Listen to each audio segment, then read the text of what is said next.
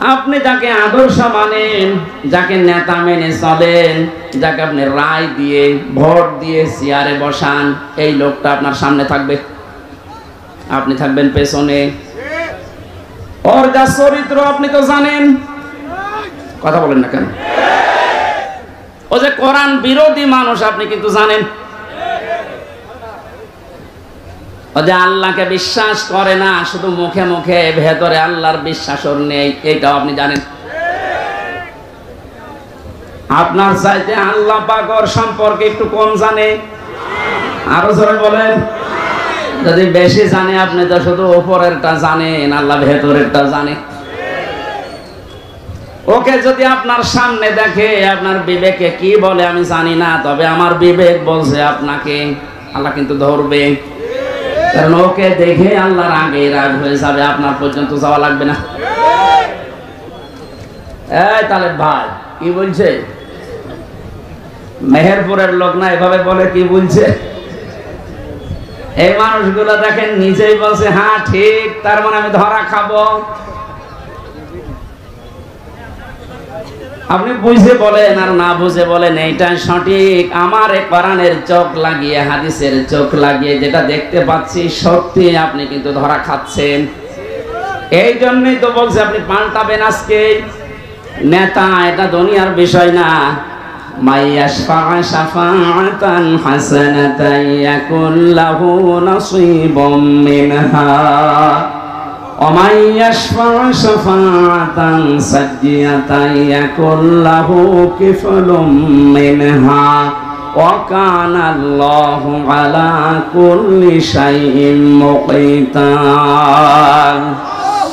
সূরা নিসার 85 নম্বর আয়াতে আছে, এটা ফি জিলালিল কোরআনে ব্যাখ্যা আছে, আমি শুধু সামারাইজ করে বলছি। আল্লাহ পাক বলেন, কেউ যদি ভালো কাজে সাহায্য সহযোগিতা করে, সুপারিশ করে, একটা লোক ভালো কাজ করে যা পাবে আপনি শুধু সুপারিশ করে তাই পাবেন। এদের ব্যাখ্যায় মুফাসসির লিখেছেন, কিয়ামতে বহু মানুষ উঠবে, তার আমলনামায় লেখা থাকবে জিনার গুনাহ। লোকটা বলবে, মাবুদ আমি বৈধ স্ত্রী নিয়ে সংসার করেছিলাম, আমি জিনা করিনি, তোমার ফেরেশতারা মনে হয় ভুল করিস।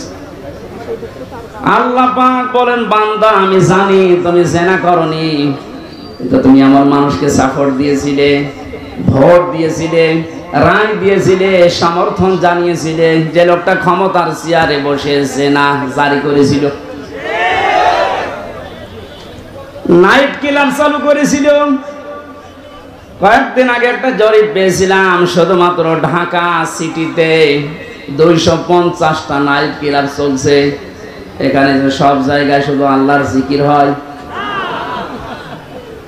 কি হয় টের পাচ্ছেন না?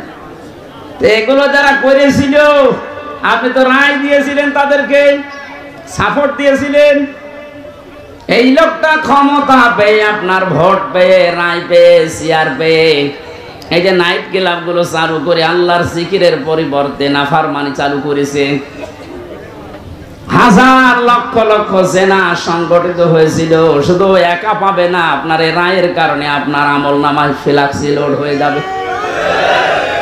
এখন যদি বলেন আমার তো ফ্ল্যাক্সি খোলা নেই, খোলা লাগবে না, এমনি খুলে যাবে, কারণ আপনি তো খুলে দিয়েছেন। অনেক মানুষ এমন আছে তারা বলবে, রব্বুল আলামিন আমি তো হজ করিনি, আমার নামের আগে হজের সওয়াব লেখা, কোন কারণে? আল্লাহ পাক বলেন, বান্দা আমি জানি তুমি হজের সামর্থ্য ছিল না, হজ করতে পারোনি।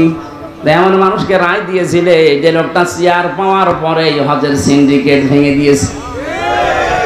এই যে আফামা খালিদ, ডক্টর আফামা খালিদ হোসেন ক্ষমতা পাওয়ার পরেই চেয়ারে বসতে দেরি, পরের দিন ঘোষণা দিয়েছে হজের মতো এরকম একটা ফরজ বিধান নিয়ে যারা ব্যবসা করছে, সিন্ডিকেট করে আছে, আমি সব ভেঙে চোরমার করে দেব। এইরকম মানুষগুলোকে যদি 151 জন আমরা পাঠাতে পারি, হজ সহ যত আল্লাহর বিধানের সাথে দেশে আজ তামাশা করা হচ্ছে সবগুলো আমরা ভেঙে দিতে পারবো।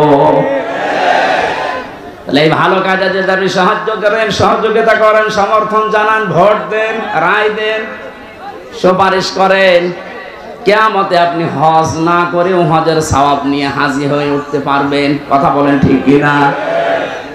এই জন্য বারবার আমি স্মরণ করাচ্ছি, যাকে আপনি সামনে নিয়ে স্লোগান দিচ্ছেন এই লোকটার চরিত্র কিন্তু আপনি জানেন। এমন মানুষকে সামনে যে ব্যবস্থা আসছে, সাপোর্ট করা যাবে না, সুপারিশ করা যাবে না, রায় দেওয়া যাবে না, ভোট দেওয়াও যাবে না। যে লোকটাকে দেখলে আল্লাহর রাগ হয়ে যায়। সূরা ফুরকান 19 নম্বর পারা 4 নম্বর পৃষ্ঠার 15 নম্বর লাইনে আছে, বাড়িতে সে মিলাবেন। কোন মুসলমান ঈমান যাদের আছে, কোন মুমিন 3টা গুনাহ দুনিয়ায় করতে পারে না হুঁশ থাকতে।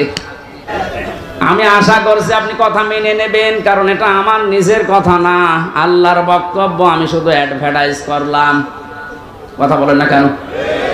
মানবেন কিনা আপনার বিবেককে জিজ্ঞাসা করেন।